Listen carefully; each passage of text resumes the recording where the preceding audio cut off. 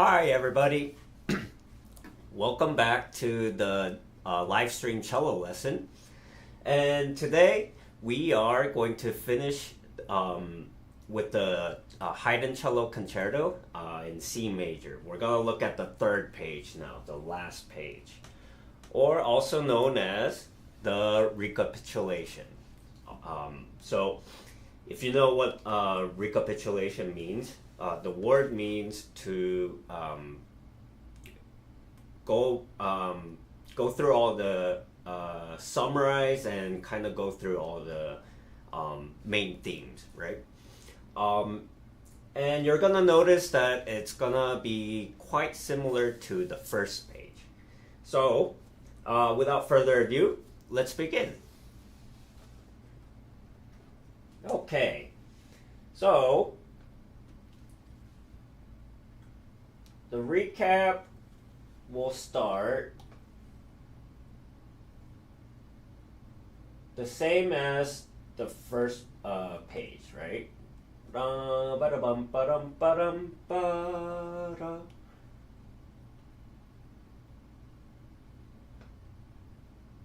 Yeah.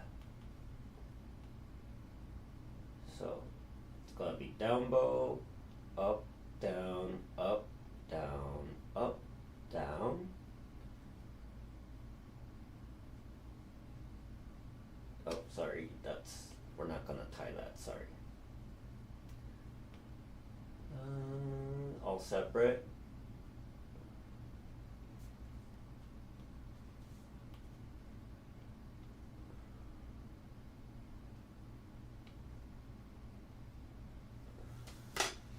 Right? Let's just take a look at that.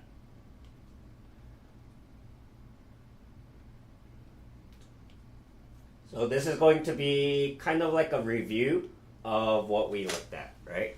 So just the first yellow bit.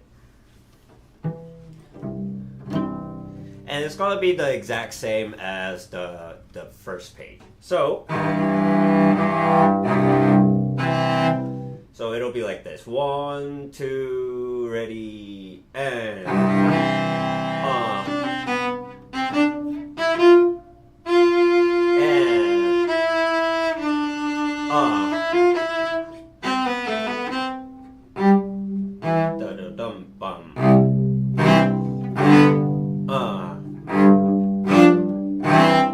it's gonna be exactly the same until there. And then if we keep on going,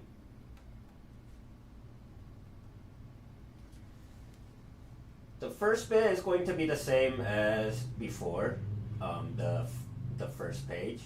Dun, da, da, dun, da, da, dun, da, da. But here now we're going to change into a different version, right? We're gonna look at a different way of playing this theme. So here, da da da da da da da da dun. So we're gonna shift to 1, 2 on F and G here. And then we're gonna do a harmonic. So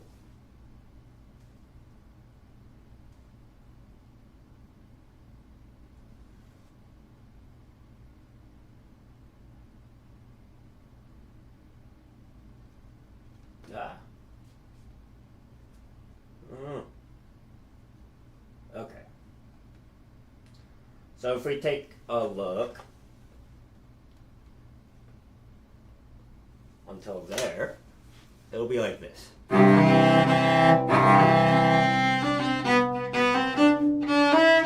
Same as before, right? And then here, that's it.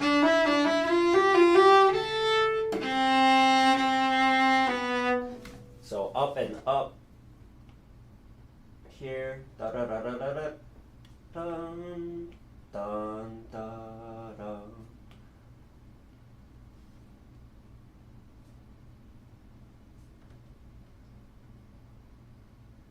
So 1, 3. So it's gonna be like this. And then shift down. That A is going to be essentially a harmonic. And then we go back to first position for the C.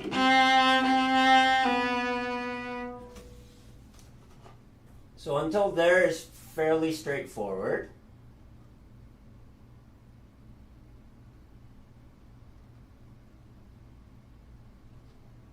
And you know what? Let's extend the yellow phrase until here. So, if we continue, actually let's take a look at what we've written out so far. So, from the beginning, this is how it's gonna start, right? Ready, and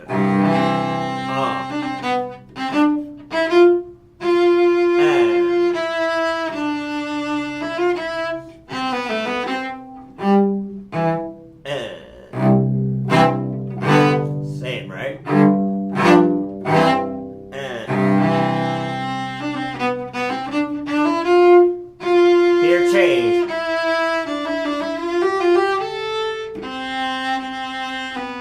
Three, and then we're gonna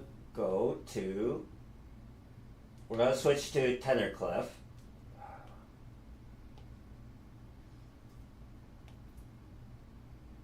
And then we're gonna also go into third position.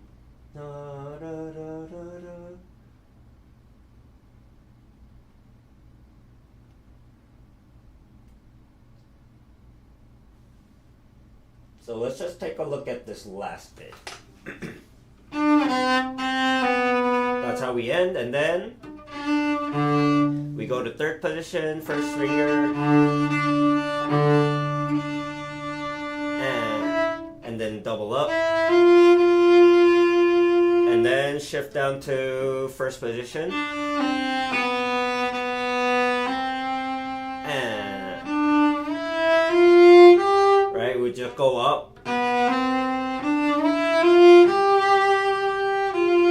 Here it says 2, so basically what it's asking you to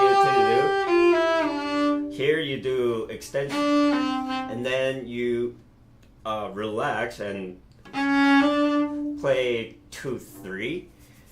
To be honest, it's kind of just easier to just shift into 3 here.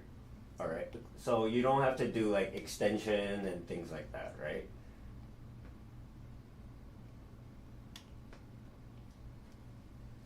I understand why it's doing it, but it's just cleaner to do it like this. So, and shift to 3, right? And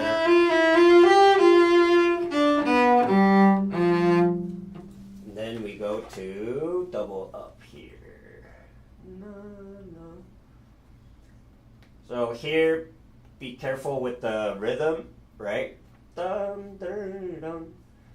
1, 2, and taka, taka, 1 triplet, 2 triplet, 1 and 2 and da, da, da. So there you're going to be subdividing differently. So just be very precise with your subdivision and you'll be fine.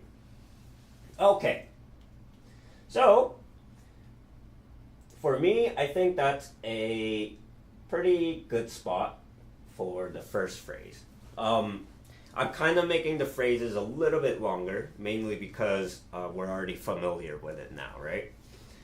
So let's just play through the entire yellow section. Alright, so 3 and 4.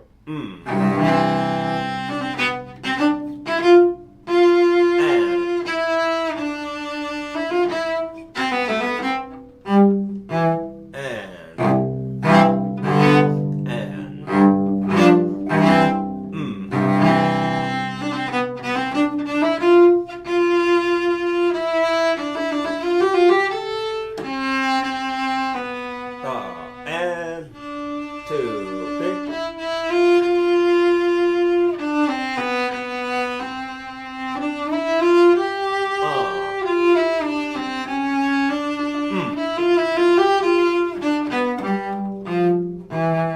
Alright, so let's go until there. So here,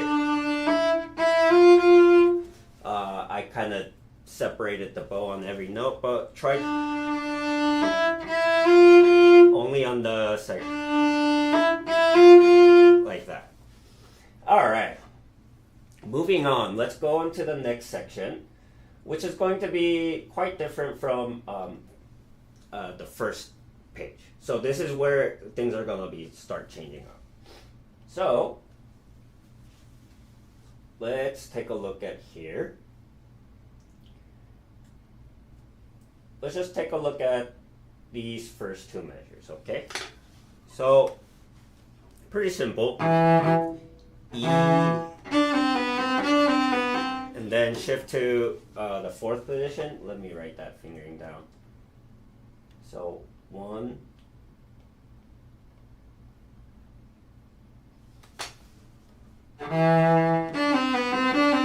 shift to fourth position, and then just regular scale down.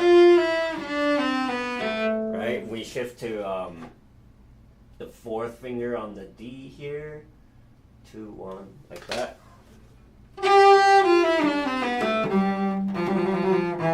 Like that. Just remember that we do separate here, so it's gonna be like that.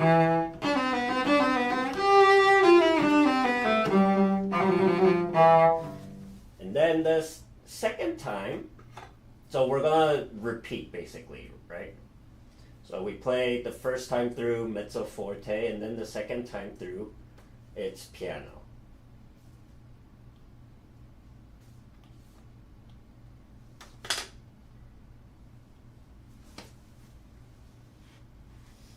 And then the second time, it's basically the same, except we're going to do a slight variation of this phrase, right? So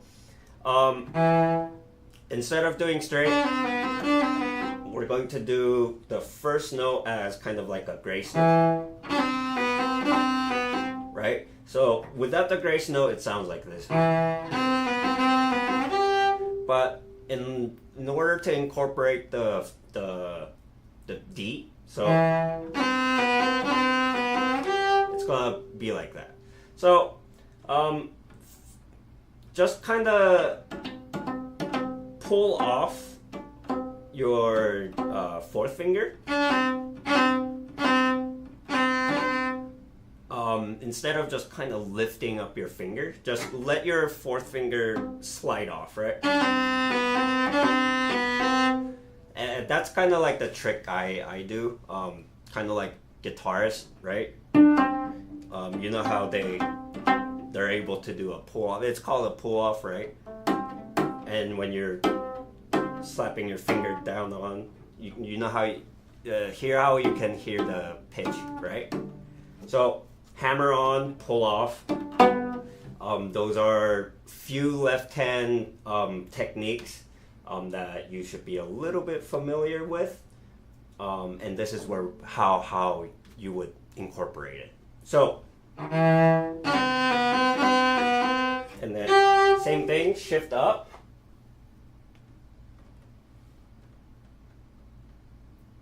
fourth finger,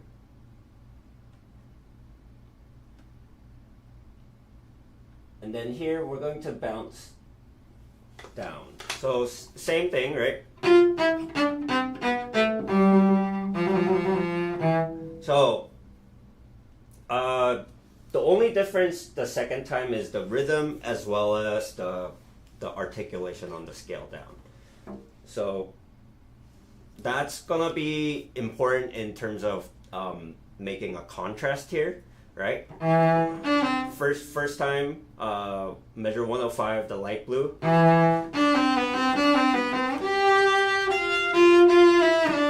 Sorry, look, try again.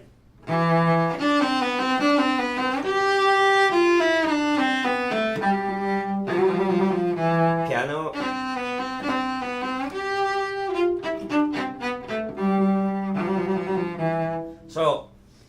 first time through is more melodic, more lyrical, right? It's more legato. And the second time through, it's going to be a little bit more more bouncy, more light. So that's how you can kind of make a difference in that phrases. All right, so the next part is, it looks scary, but it's not really that scary if you know your scale. So this is really important if you know your, it's going to be very easy if you know your scales. This is also the reason why you should be practicing your scales. Basically, a lot of music is just based on scales and arpeggios. So yeah, here is a good example of that. So we're gonna go until here, but let's take a look. So quite simple. It's gonna be C major, right? We're in C major. The concerto is in C major, so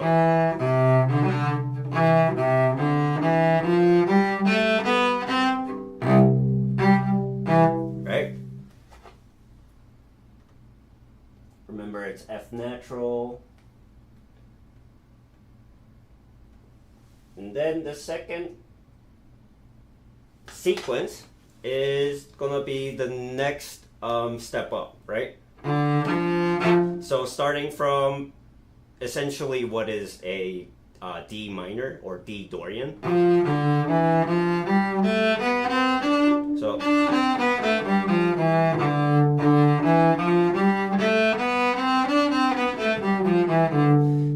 this is also when we're kind of getting introduced to church modes. Modes are very important in basically composition as well as improvisation. So yeah, so in C major, playing the C major scale starting on D, or the second note, is going to spell out the Dorian scale, right? So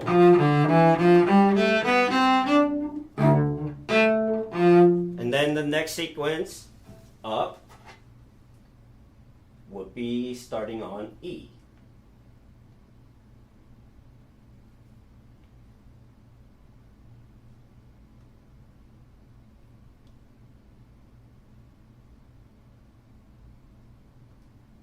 So here we do shift to 1 on C natural. So if we play the C major scale but starting on E, it spells out a mode that's called Phrygian. All right, so here it's going to be 1-1 extension and then 4. It's gonna be a little bit tricky.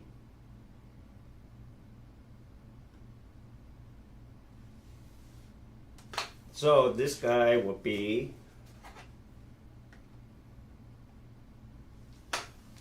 so the third sequence, like that.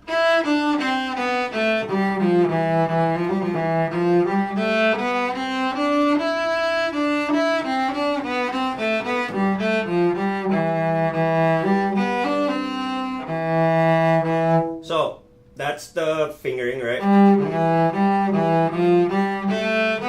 1-1 extension, and then here E is going to be first finger, jump over to G, second finger on D. So this is a little bit uncomfortable. That's a little bit uncomfortable, weird. And then the last sequence will be in F. So here, instead of playing open A, we're going to do an extension only for the first time through.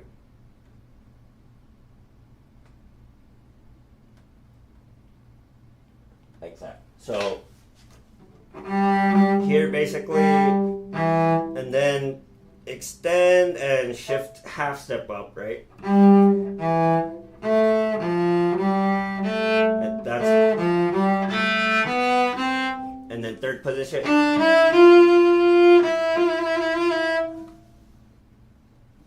Here will be 1-1 D, and then switches to tenor clef A, right?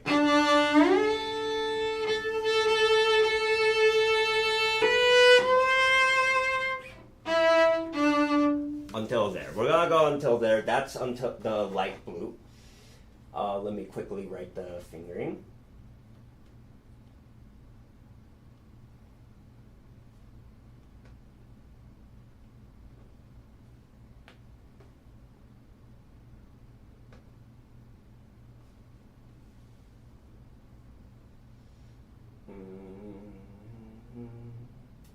The 3, 1, like that. Okay.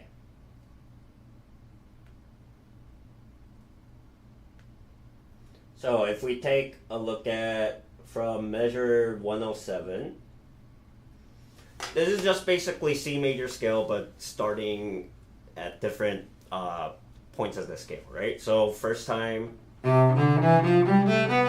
C, and then D, and then E, and then F. So we're basically just stepping up the scale. The pattern is we start on the third, right?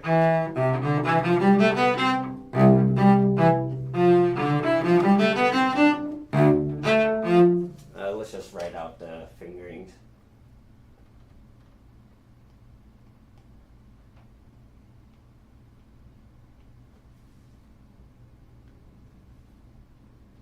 So sorry.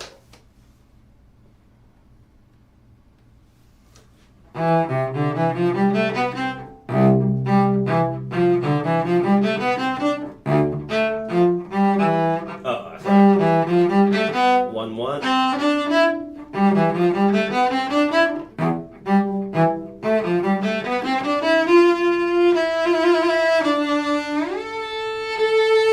So, and then 109. Here you have a choice. You can already kind of set yourself up for thumb position, or you can just play the harmonic, leave your thumb behind, kind of, because sometimes you just feel more comfortable, more sure, right, about the distance.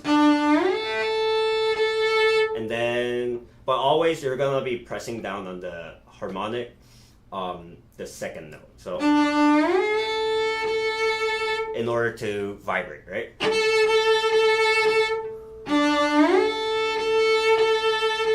2, 3,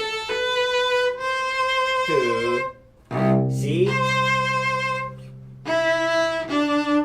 until there. So this section, what else? Oh yeah, the bow crossing, right? The bow jumps, string crossing here, these guys. So it's really going to be about your finger moving like this. So instead of using your elbow to string cross, we're going to be using basically just pushing down on the bow with our pinky. And also, of course, using the wrist is going to help us reach that a little bit easier, right? But really, the main bulk of the work comes from your fingers. So if you have difficult time with that, one way to just kind of get used to the feeling is grab a pencil. Just grab a pencil, right?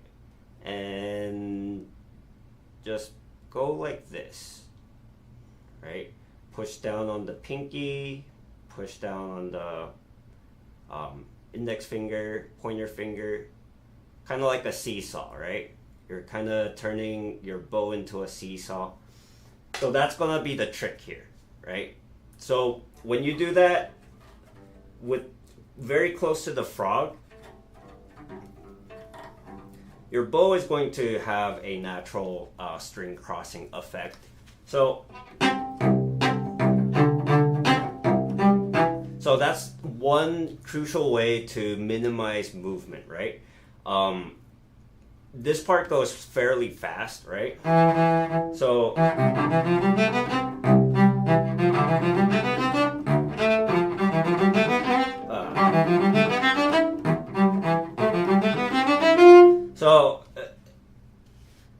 it's probably faster than that, right?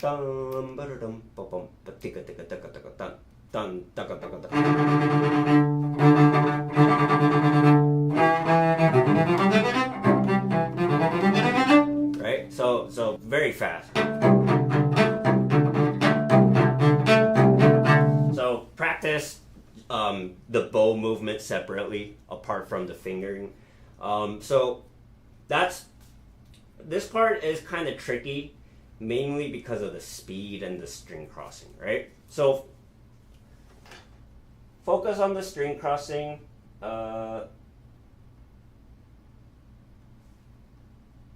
String crossing.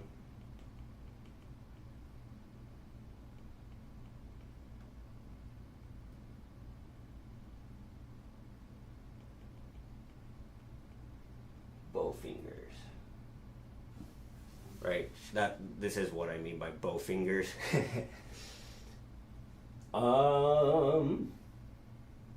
What else? Okay, so also for the speed of the scale, if you're having trouble with the coordination, remember in the last class I talked about doing rhythmic variations.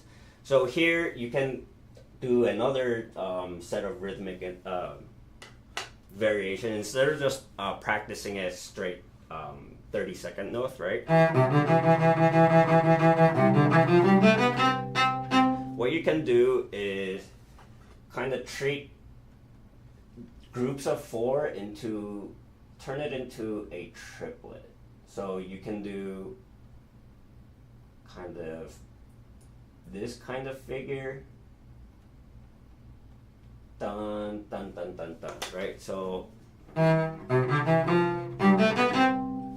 that's one way, and then you do the opposite, right? Da, da, da, dun.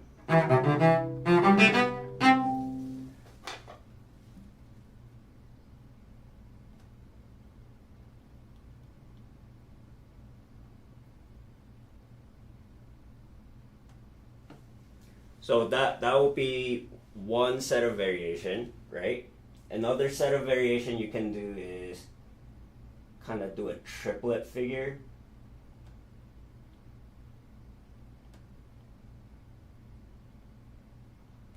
Like that. Dun, dun, da, da. So it would be like this.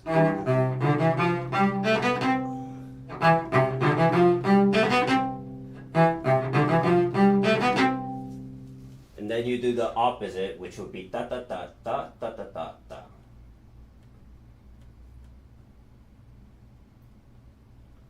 Like this.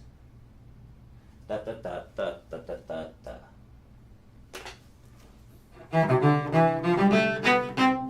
Right, so those rhythmic patterns, these two will help you get the coordination in your fingerings and also the bowing, right? So just quickly how I practice it is just, practice the very first set. And then I would probably play through all the scales like that in the light blue sequence. Right?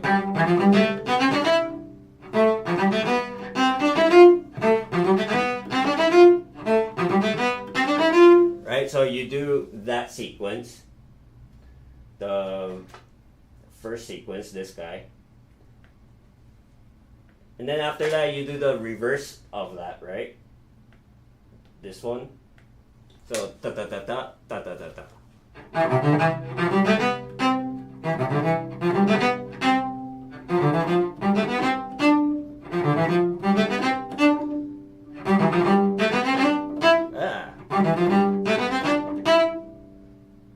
And then F, right?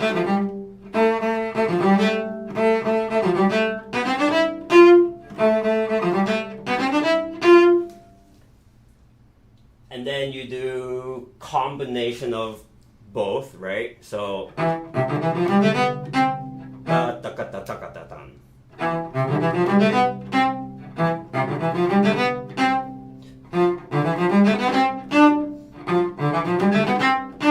then so on. And then you do the reverse of that. Takatatan, tan, takatatan. Takatatan, tan, takatatan.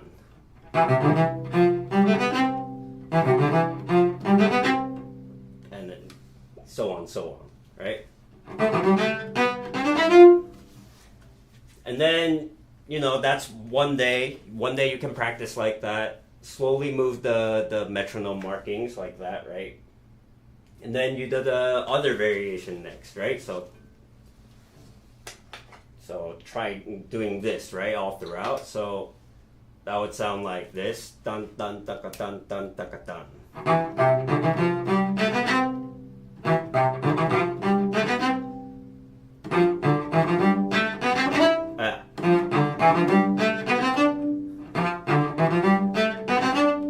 And then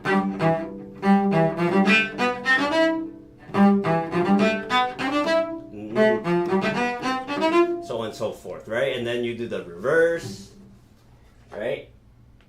You do this one, takatatan, takatan.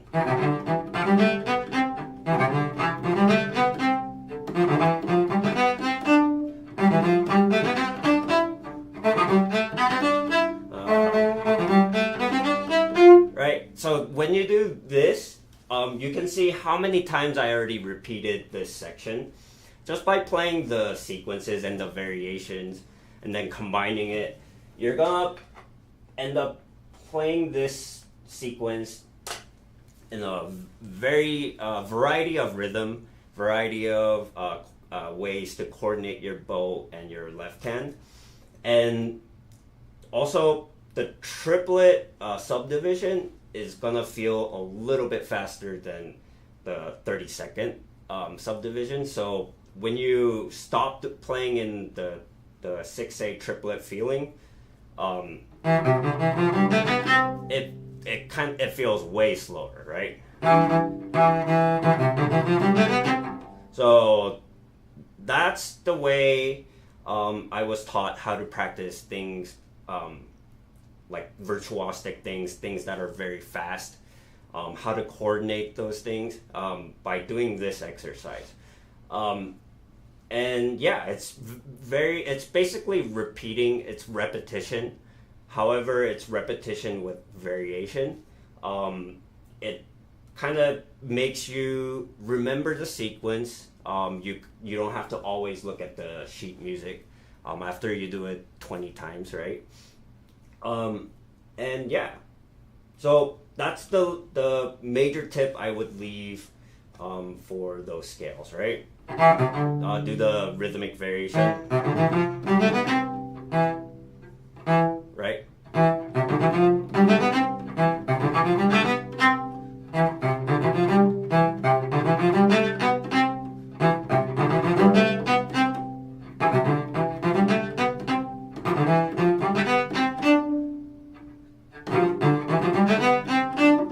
Right. I think doing combination of this guy is most effective in coordinating and getting the speed up of the light blue section. So yeah, have a work at it. It's quite challenging.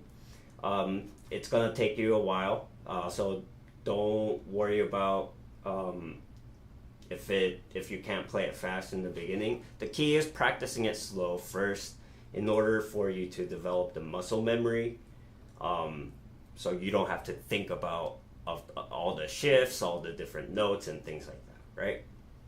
So yeah, so let's try and play the light blue section from measure 105. So dun tiga taka taka taka dun da da di da da da, ready and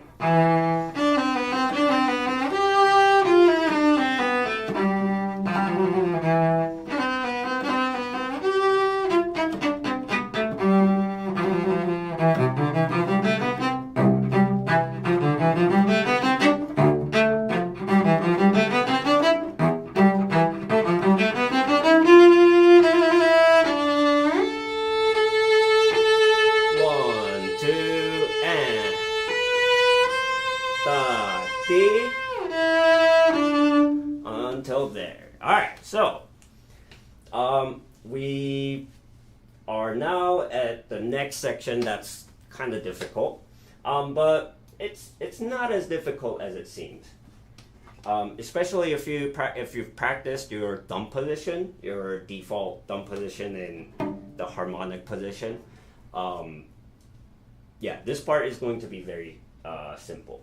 All right, so let's mark it purple. All right.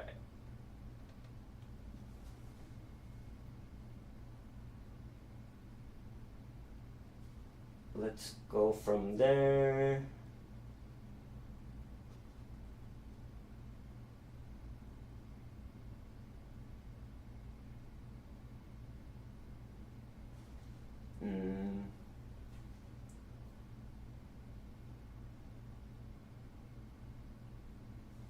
Let's go until here. So it seems a little bit complicated, but don't worry about it. We'll go together. We'll go through it together. All right, so here, so we end here, right? So, remember we're now switching. So we were in 30-second, right? Dun, dun, dun. So this is going to be your eighth. 1, 2, 3, and done. So if you can see, we're switching to triplet, right? Triplet 16th, or sextuplet. Da, da, di, da, da, da, da. So at the end of the light blue section here, 1, da, di, da, da, da, da, da, da, da. So it's very important to be changing up and count the subdivisions here, right? And count the subdivisions.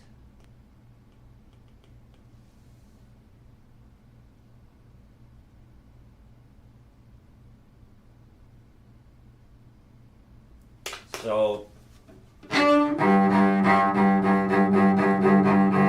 and when you're playing that, it says 1, don't play, but yeah, we're not doing 1. We're just playing open string.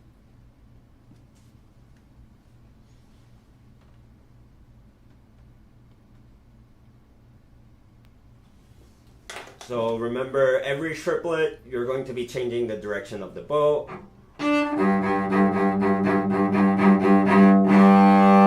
So here, you can see that the bottom note is going to stay on the G, right? Open G. And then for the top notes, we're going to be playing basically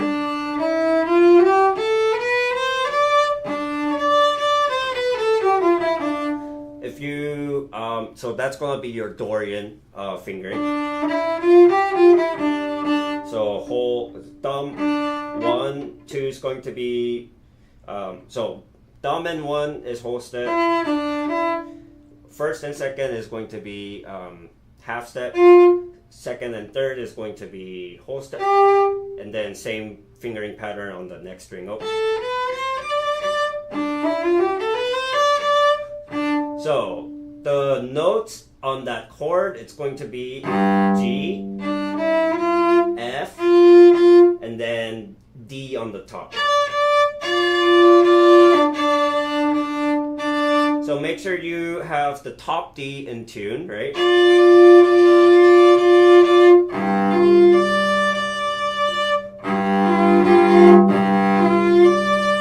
So here something important is also your bow placement. So make sure your bow is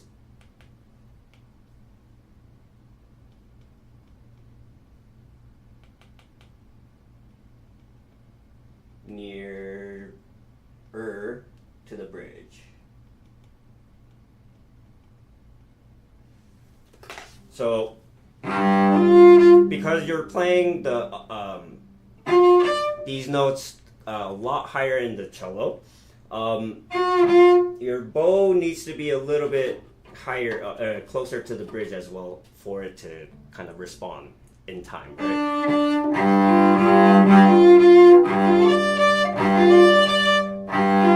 However, because we're also playing the open G, if you play the open G closer to the bridge, you have a chance of slipping, right? So here, it's weird what you're gonna have to do. You're gonna have to kind of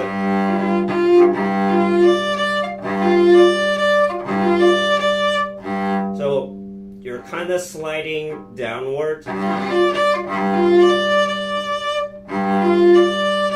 So that's gonna be the difficult part, right? So catching all the notes and making sure all the different notes at different positions are heard and it speaks clearly, right? You don't want to have any sort of slipping, bow slipping, or ponticello or things like that, right? So that's a little bit of trick. I almost played closer to the fingerboard for that open G, open string. And then also you can see how I'm kind of tilting the bow towards the middle, right? This is a rare occasion where you're gonna kind of angle your bow not perpendicular to the string. But immediately I try and catch the position, right, on the A string. And then just regular scale down. We're not doing the fingering that they wrote.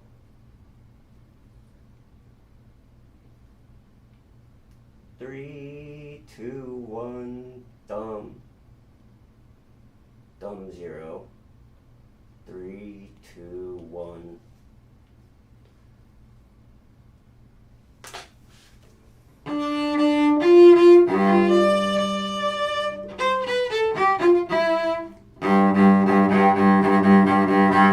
So that's one. That's the first pattern, right?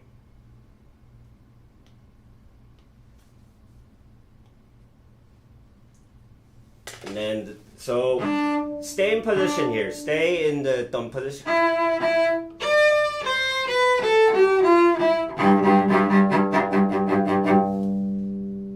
And then if we go here, so here, instead of these fingerings, what we're going to do is rather simple. So this note would be, so if the middle note here is C, the space will be D, and the line here will be E, right? So very simple. So E, F, G, A, B, and C. So that's gonna be C.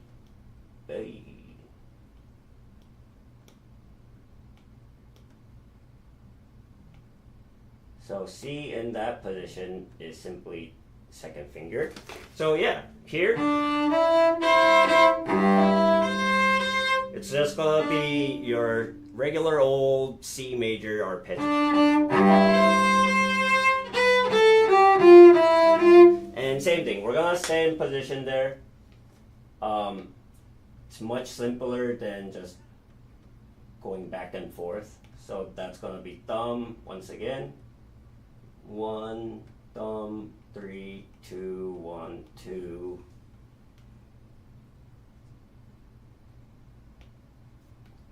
So, and that's the second pattern.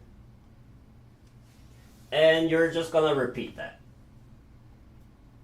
until here.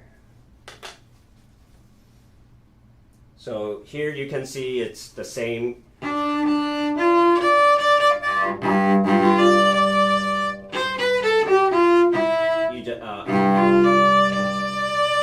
But what I do here, to kind of prepare for this next phrase entirely, you can see here it says 3. Let's write that in a more visible place.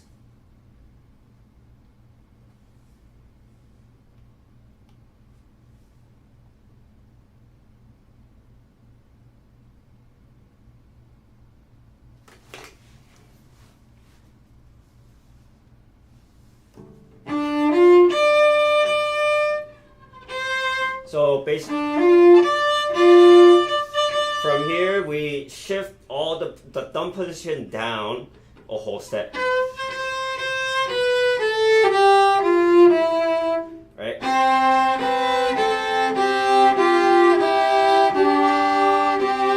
Into C major, right? So the C major thumb position right there, that's how we're going to be shifting down. So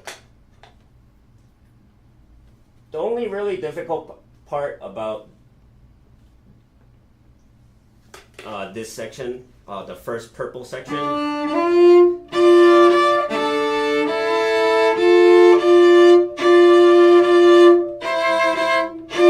basically you just need to know those two positions. So F, the D, F, and then E and C.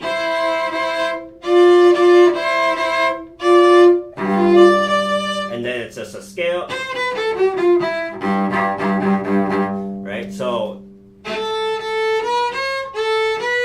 practice your thumb position.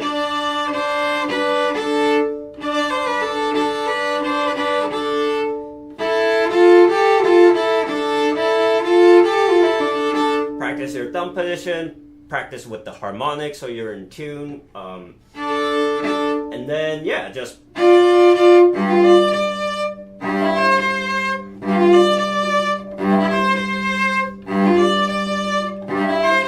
practice that, right? The scale is gonna be fairly simple.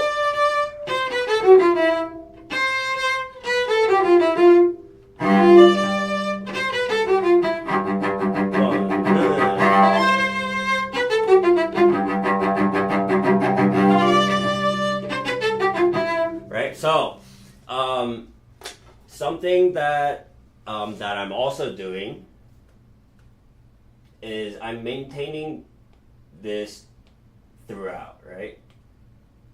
So here you can see when you're playing the open string here, you're preparing. Something that you can do is kind of mark out the harmonic and then replace that with your thumb, right? Visually you can do that.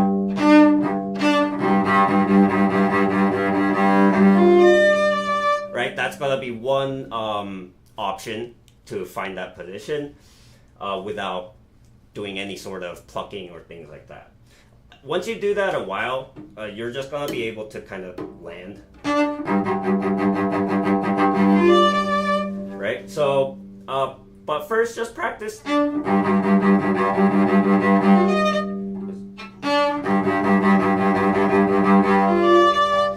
Practice marking out with your regular third finger for the harmonic, and then do that, right?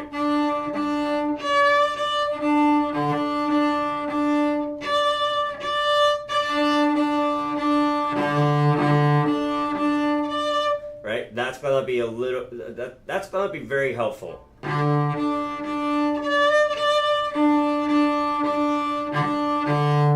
Being able to switch from this harmonic to harmonic with your thumb. Try and practice that. That's an important skill to have. So yeah, this entire section, practice it slowly. For and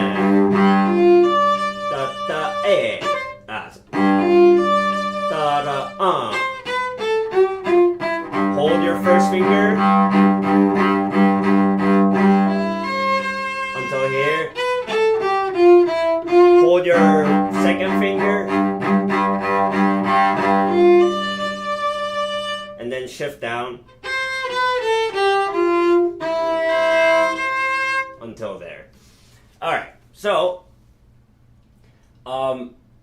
yeah, just at the end of the scale downs, just hold your last notes until the next chord.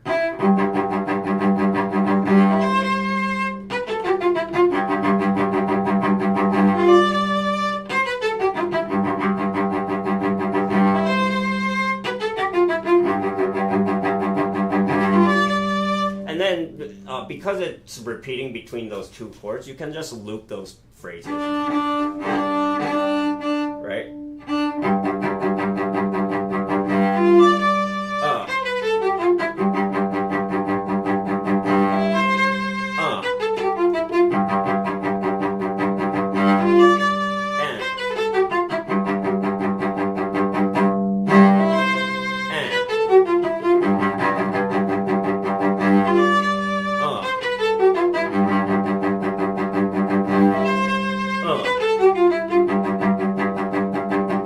Right? So you can definitely practice that, looping it. And then, let's continue on. Here we shift down whole step. And then we're here now. Thumb on the G,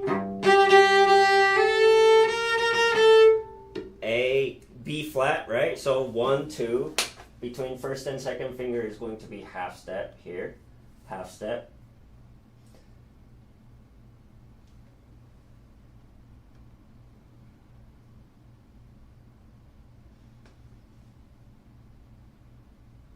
So this position is quite convenient. How you can find it also is your first finger is going to be the harmonic.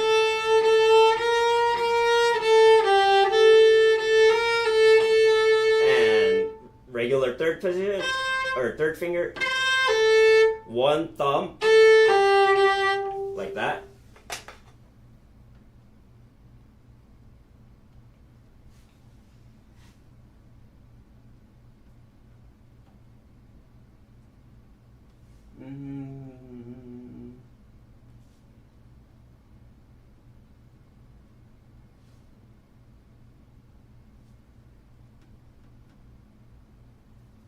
And then here we go to second finger.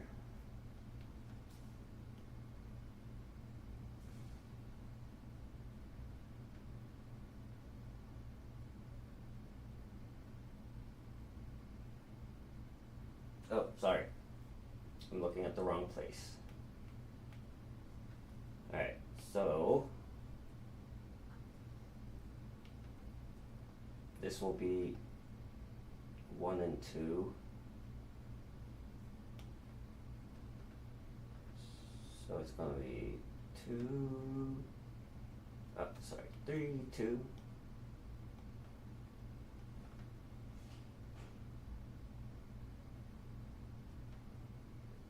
2, 1, 1.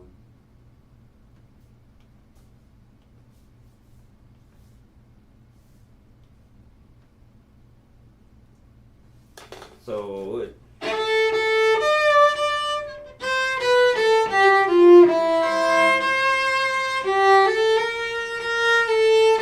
alright, we're here at measure 114. 3, 1. And then here, C, B natural. So instead of having your second finger close to your first finger, now we're going to have it close to our third finger. And then here, shift down. Right? And then second finger, 1.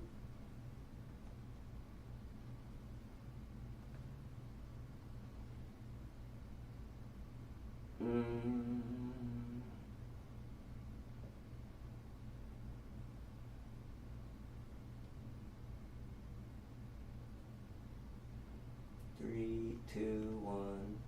No, we're not gonna go here. We're gonna go to first finger, and then we're gonna do that.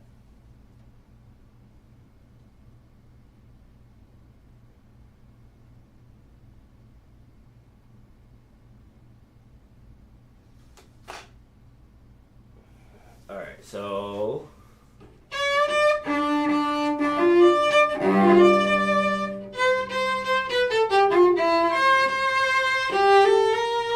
Two,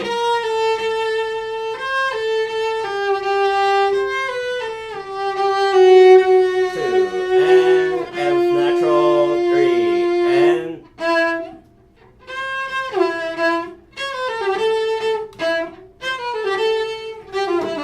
like that. That one's a little bit tricky, this guy. But so it's gonna be here, jump to your C major thumb position until there, and then 4 2 4 2.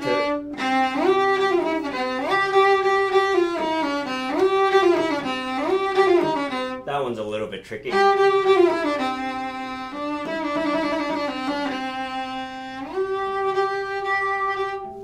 Like until there.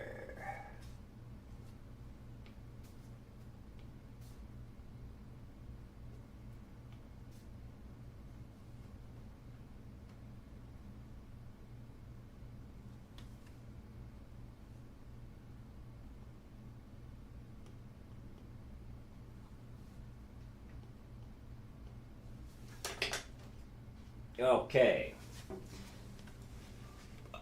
Yeah, the ending of the purple phrase is a little bit tricky, right?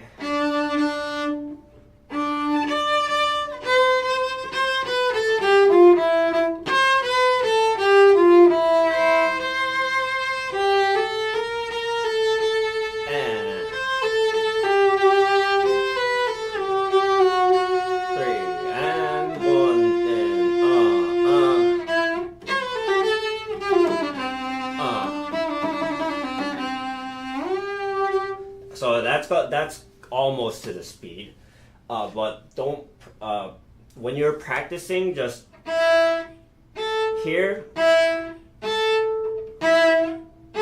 If you land on the, instead of finding the thumb, try and find the harmonic.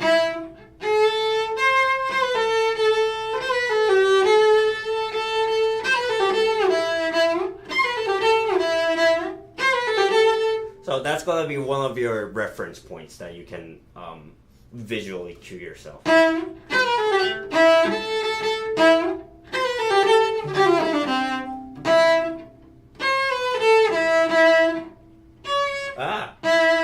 Harmonic.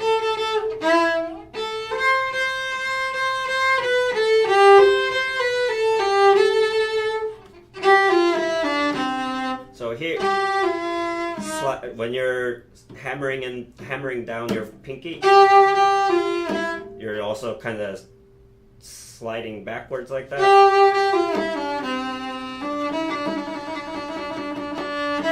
So here I'm not necessarily doing up and down, almost I'm doing it sideways. So those are little tricks that I do in this section. Yeah, purple phrase is a little bit tricky. So yeah, make sure you're practicing the circle parts in the purple section. And yeah. All right. Let's move on. We're almost to the end of the piece. All right, so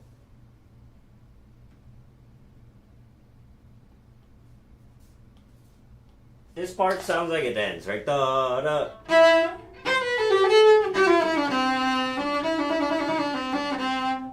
It sounds like it's ending, however, it keeps on going. And then we go to G. So that's gonna be, it's kind of, we're psyching people out, right? Da da da da da.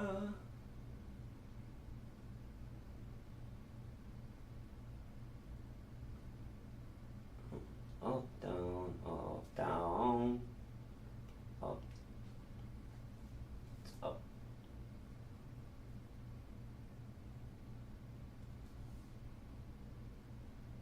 in the middle, we're gonna switch bows here.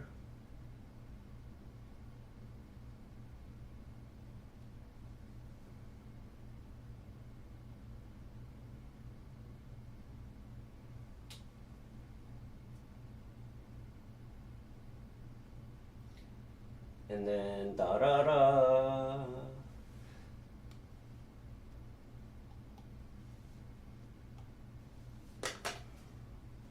Alright. Let's just mark out the green phrase first. So it's da,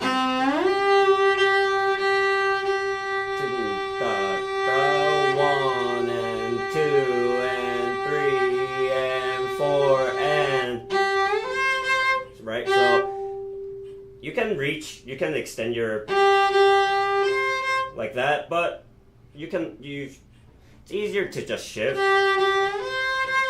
because you're also gonna need that position.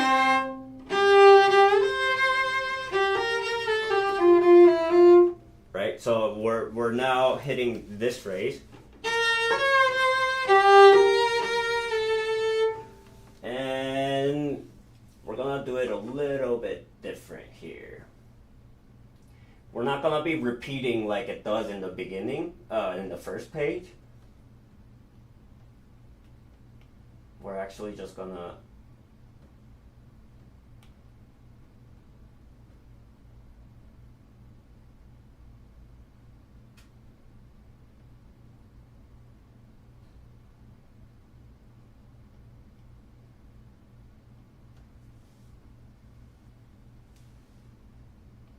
here, yes, we are gonna do that. So basically, and then let's mark an up bow here. So basically, if you shift, only shift whole step.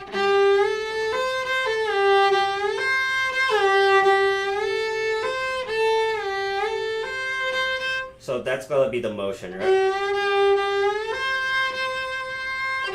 Back to thumb position for that G.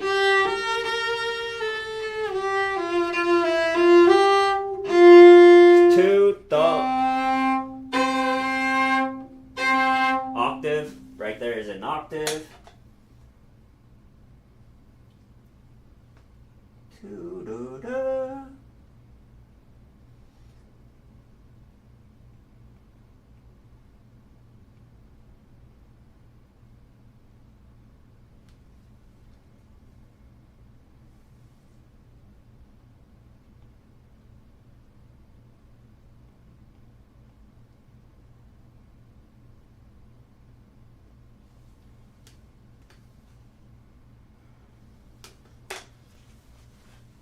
Okay.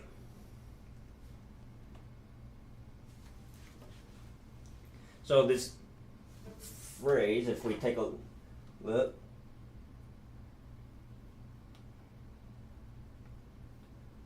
da da da da da da da da da da da.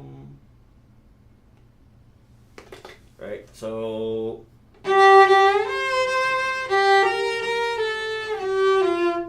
keep on the A string. Octave. And then here, instead of repeating, right, like the other in the first phrase, we're gonna just kind of speed run to the end phrase. Same position here. It's the C major thumb position.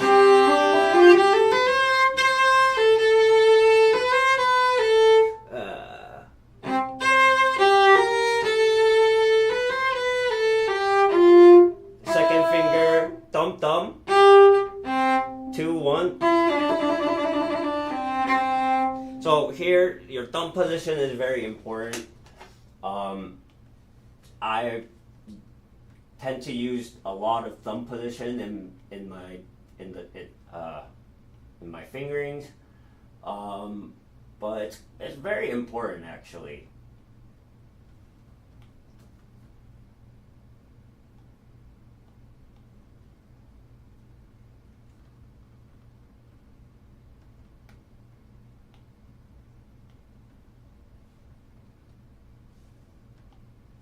until here. So here, remember that we're playing natural instead of flat. So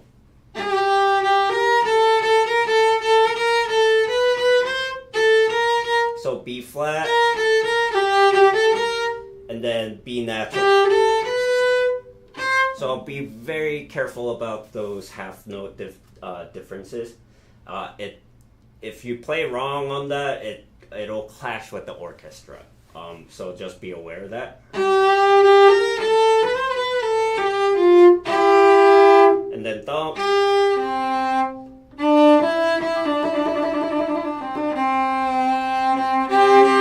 And here we're just gonna bar C and G with thumb. So here's thumb and 2.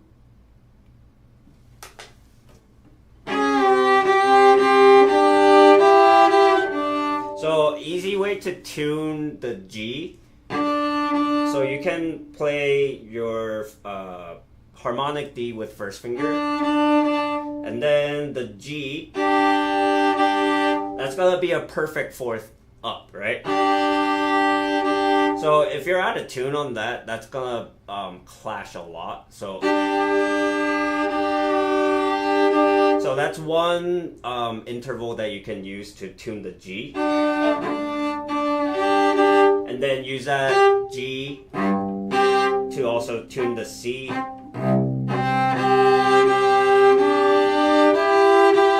So here it would be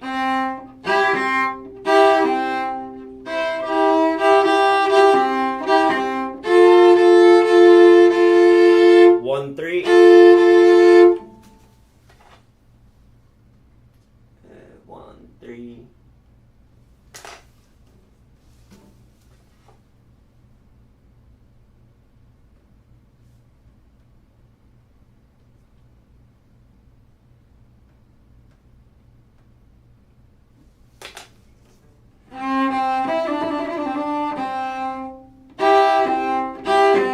1, 3.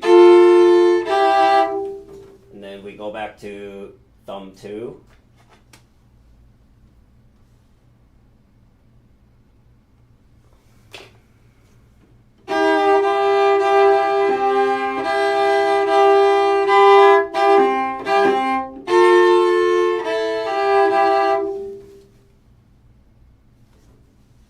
Oh, hold up. I'm doing the wrong bowing here. Just 1 second.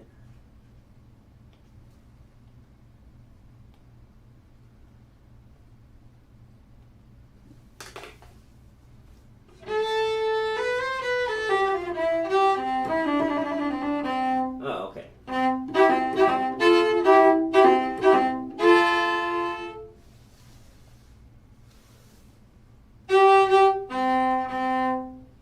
Okay. That's why.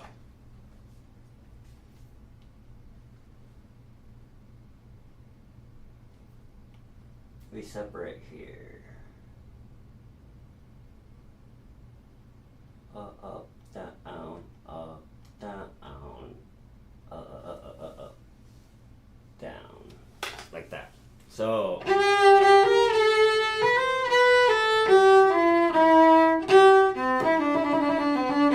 Like that.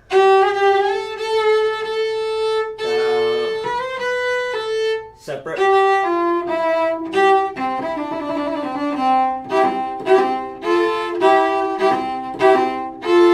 Like that. There we go. That makes more sense.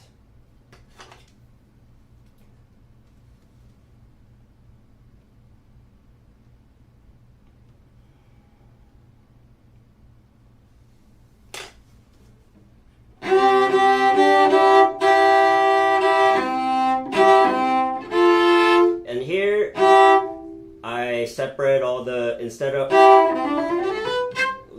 doing that, I just do it all the scale separately. It's a lot. It's flashier, right? And it doesn't sound all like mushy. So That's why I do it separate. Let's mark that. Diga, diga, diga, diga, di.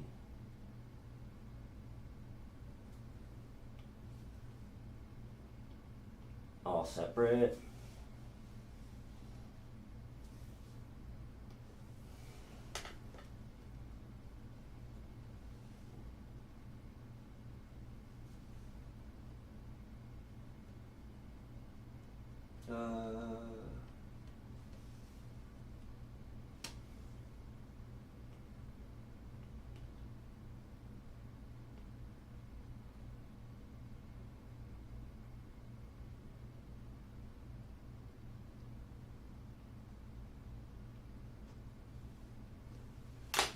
All right.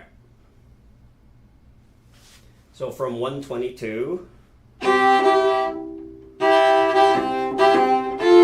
scale,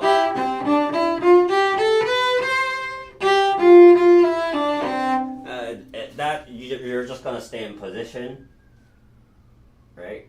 Da da da, da da da da.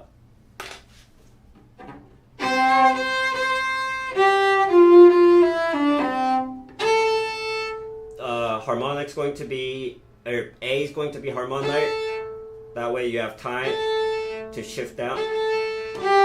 Fourth position, 1 2 1 2 1. Because here you're gonna be doing trill like that.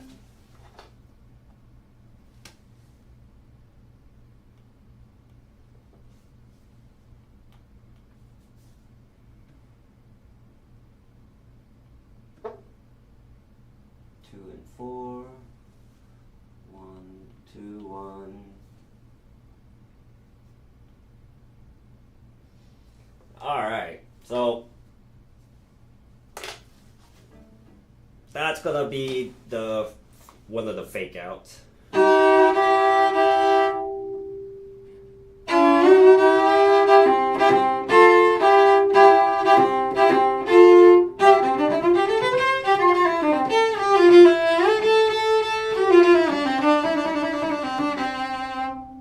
Right, so that also sounds like an ending, but we have a final kind of a cadence.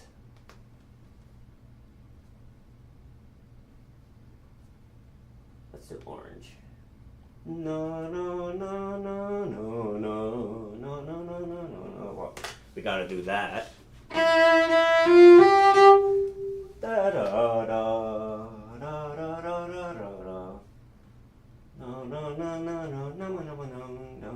Like that. Instead of 2, let's go to 3 because I don't like extensions.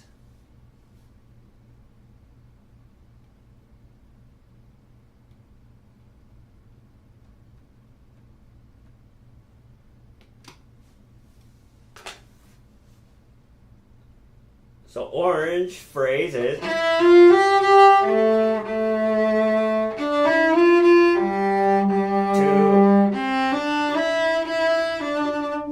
so here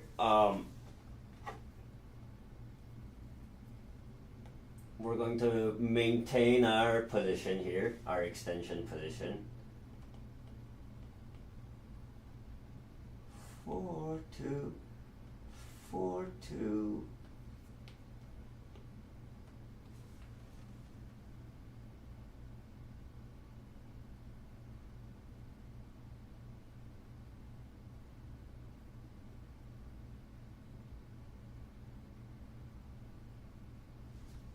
Sorry, 4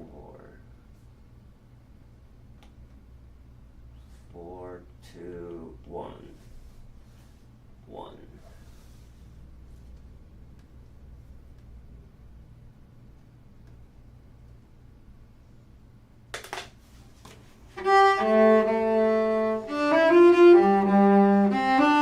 Like that. 4 2 4.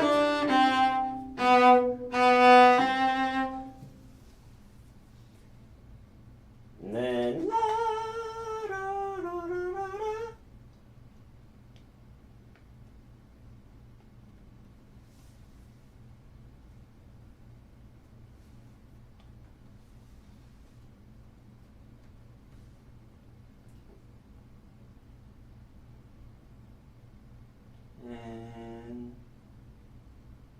separate those.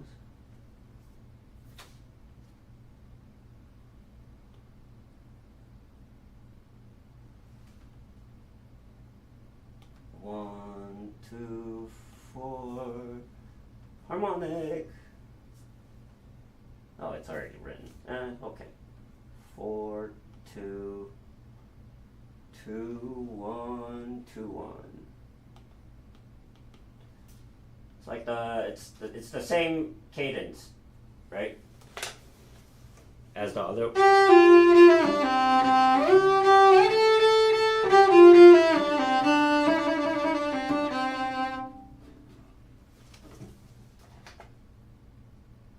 It's the same exact cadence as before. And now that's the main part of the concerto, and we're now entering what's called a cadenza. Cadenza. Alright, before we go do that, let's just quickly take a look at the green phrase as well as the orange phrase together. So it'll be like this. 3 and 4 and 1 and 2 and 3 and 4 and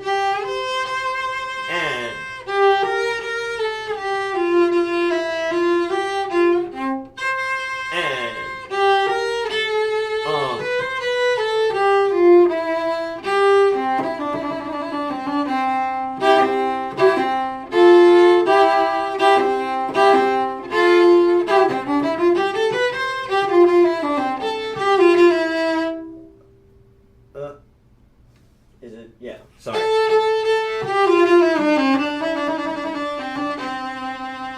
And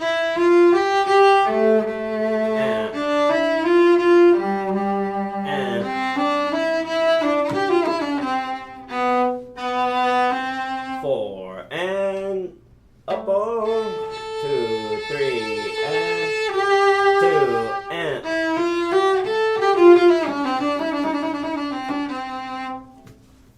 Alright, so that's how it sounds. Kind of playing it under tempo, right?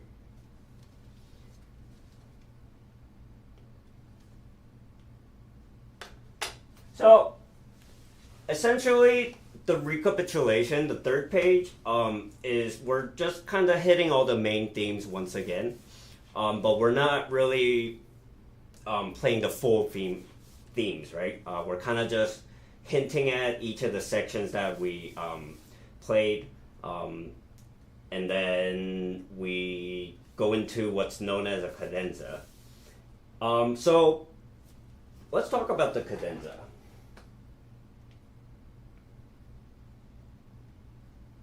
So the cadenza is essentially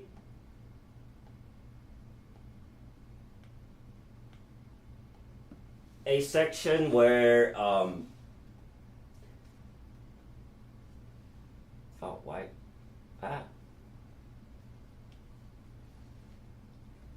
it's a section where the orchestra accompaniment stops playing, and you're only left with the soloist.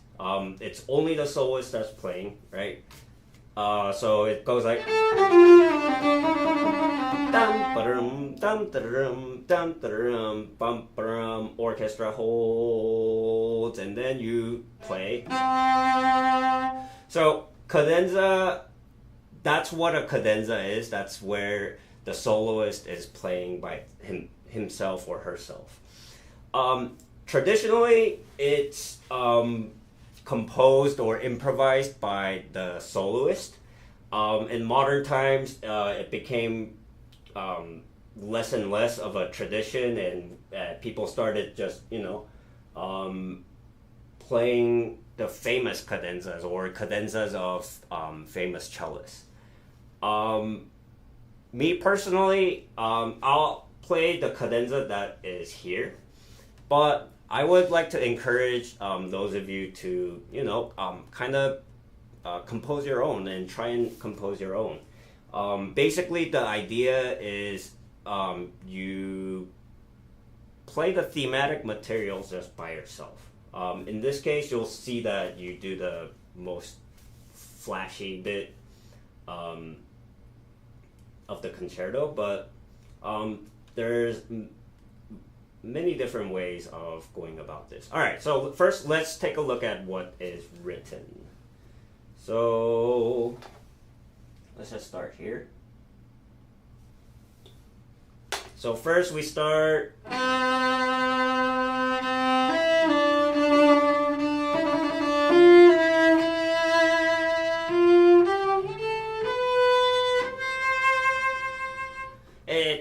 so if you just kind of boil it down, we're just playing C major scale,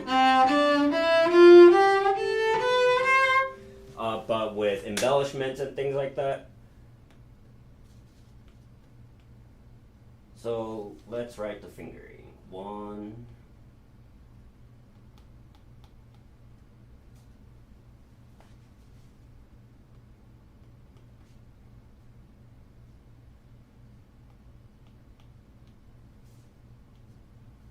so that first bit.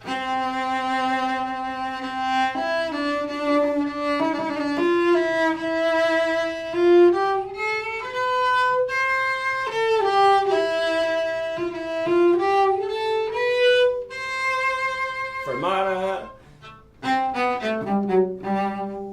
And then we go back.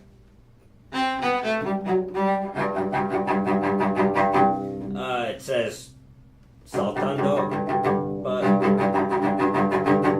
you can do it all separately.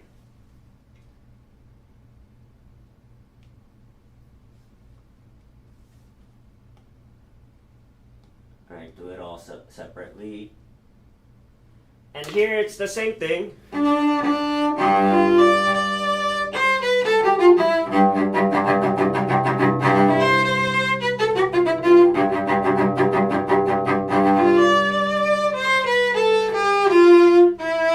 And here is where it changes a little bit, right? No.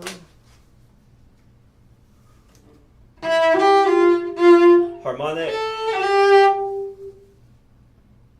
And then 1, 3, 3.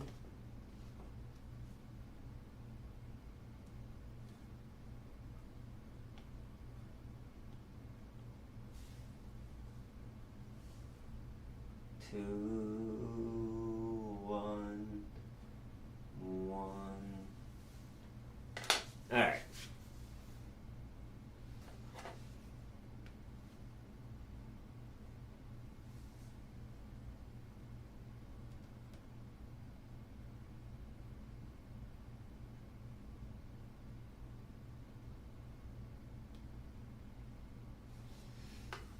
Alright, so this part, da da da da da da da da da.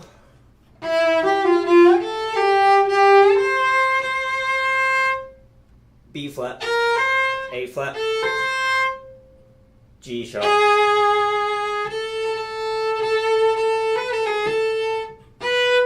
So let's just take a look at these bits.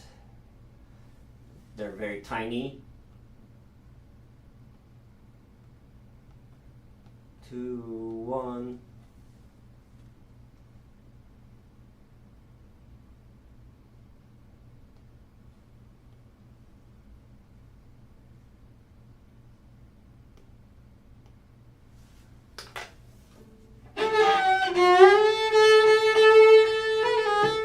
Shift, shift, shift with your second finger. 2, 2.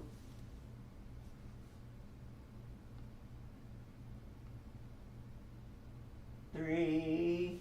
Right? So harmonic. Shift. Shift. Harmonic.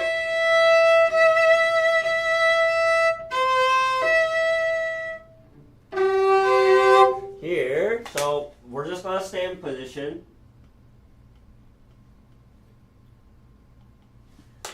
Alright, so this is just you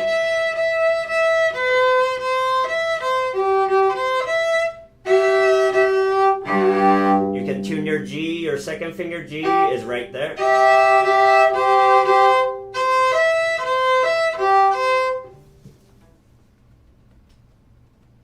And then you shift down, fourth position. Pretty straightforward fingering there, right? So as you can see, it's being very flashy. Sorry. Let's go from, yeah, so let me just play through how it sounds like, right?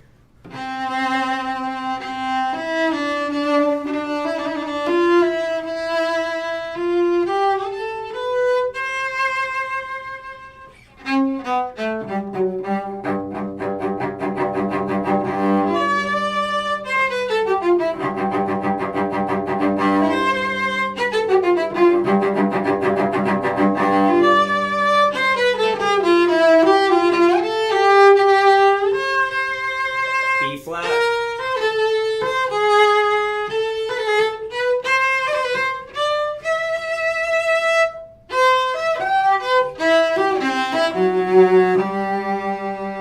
I think I messed up the bowing somewhere.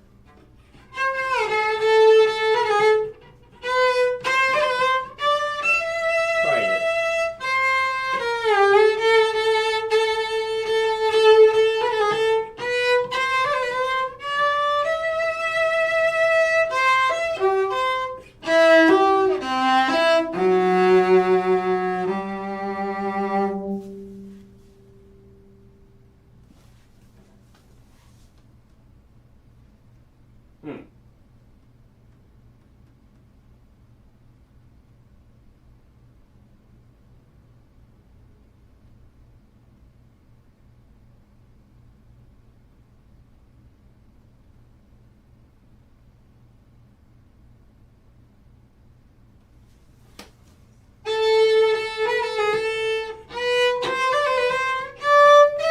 I guess you can do that.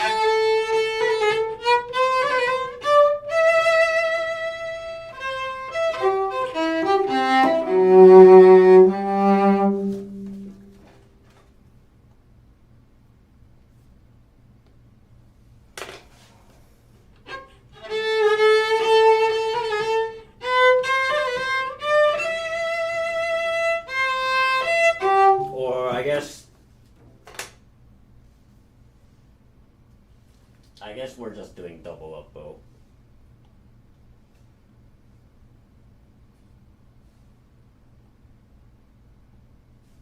So that's gonna be how the concerto sound, or not concerto, cadenza, right? So cadenza.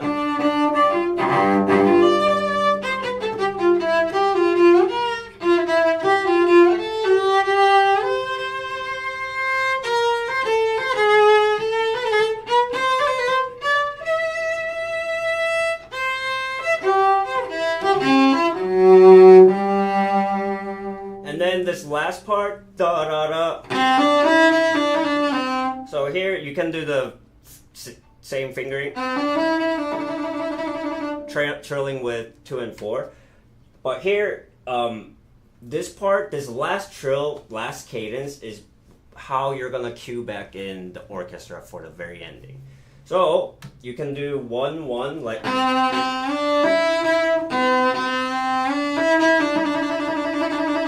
And then shift back like that.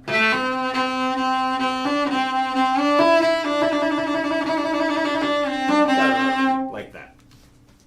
Or you can just do 1 to 4, right?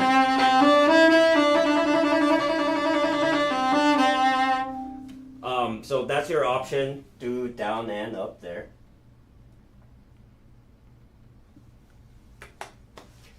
But yeah, so that's the cadenza that's written.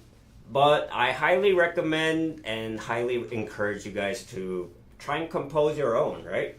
So there's a couple of strategies that you can do.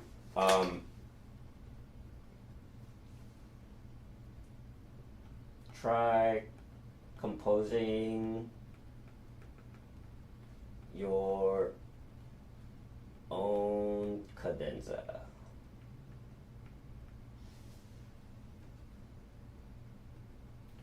right? So a couple of ideas you can do is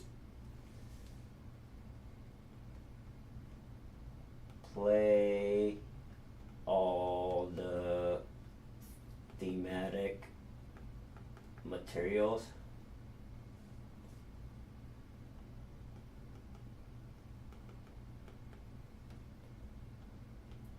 Variations.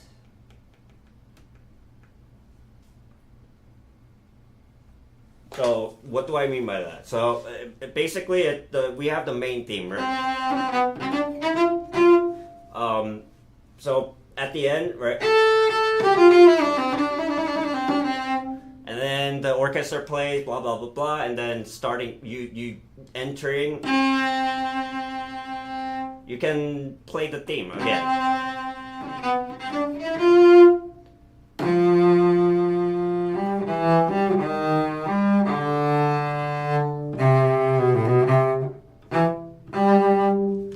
Just make up things that sounds like the theme, but it doesn't have to be the theme. And yeah, you can just kind of make things up. The cadenza is supposed to be where you're supposed to make things up, right? So I highly recommend you do that. Do what feels right? You don't necessarily have to follow the correct rules. You can do some unorthodox things. Just have fun with it, right? And show off your skills. The cadenzas is a section where you get to show off your full potential, full skill, your virtuosic finesse, right? So yeah, you can do, for example, here you can see it does that, right?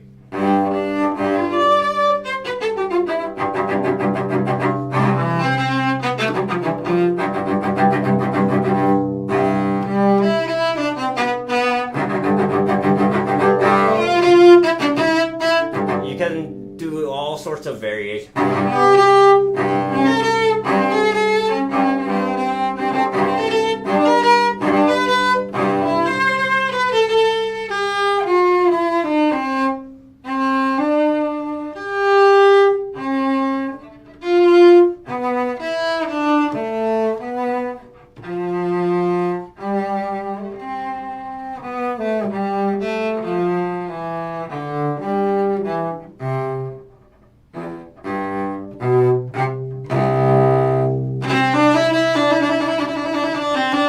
So basically, this section, as I said, this is your cue for the orchestra.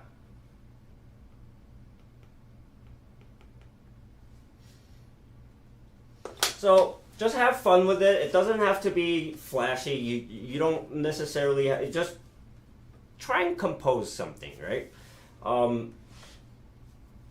If you don't want to compose and if you don't feel like it seems too daunting, or you just don't feel like doing it, just play what's written. Another thing that you can try is what's called a transcription. There are concerts that you can watch, right, on YouTube, and I'm sure each of the soloists will have their own cadenzas. And transcription is basically just writing out what they're playing. And that's a really good exercise to do. So that's another option, right? Transcribe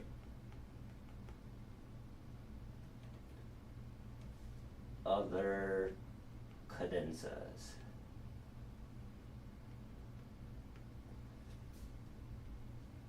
So maybe one day I can show you guys how to do that, like as another live stream. And transcribing. It's very common for jazz musicians, jazz students to do transcriptions. Basically, they are transcribing all the improvised solos in a record.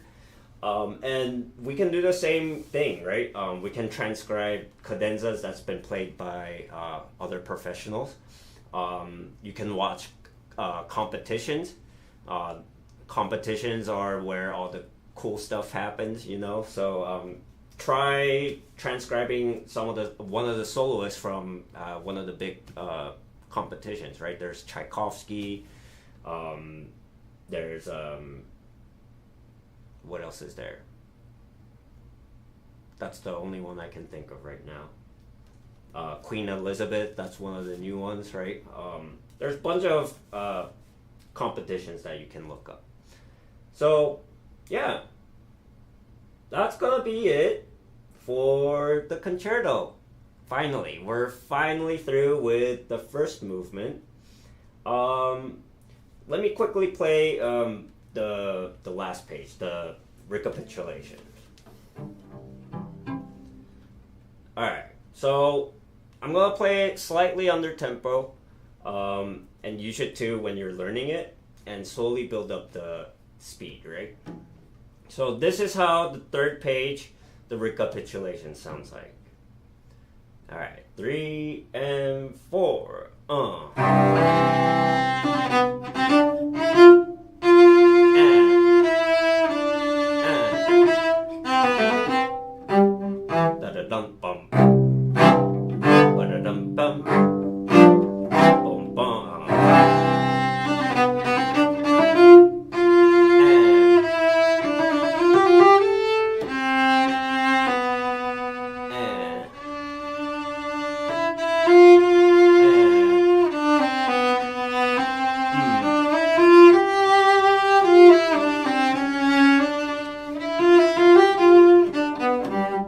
Light blue.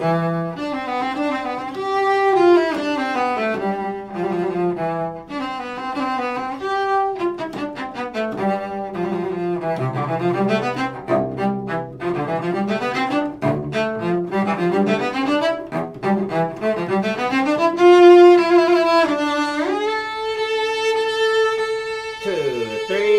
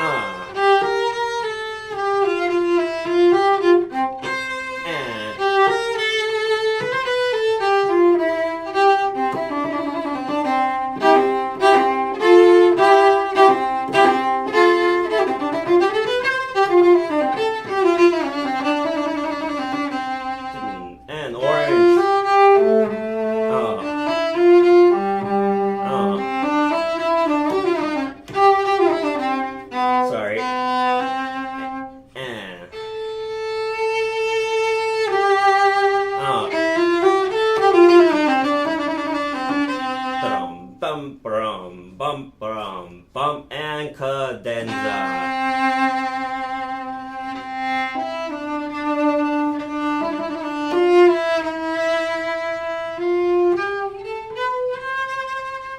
And here you can play around with the tempo and rhythm.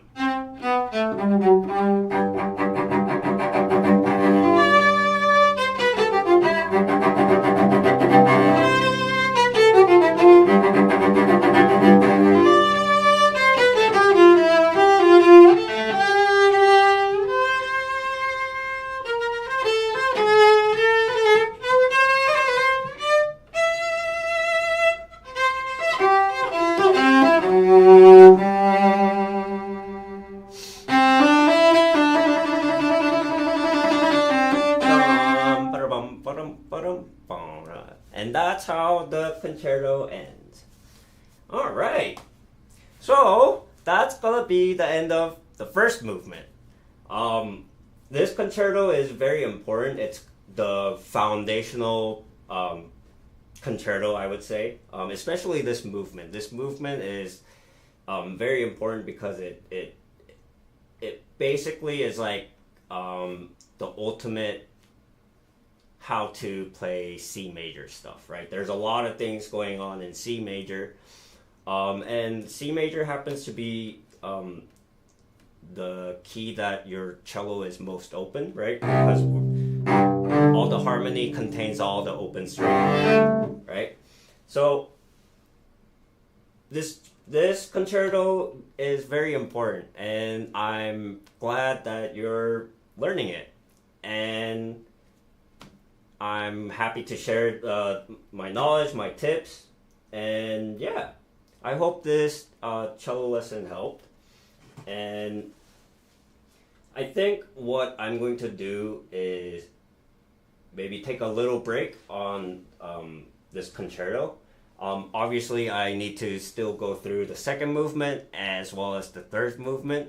Those movements are very difficult, especially the third movement. So I probably need to review that as well, right? So if you made it this far, congratulations. It's a very difficult thing to learn, this concerto. So take your time learning it, and yeah, happy practicing, and I'll see you next time. Bye.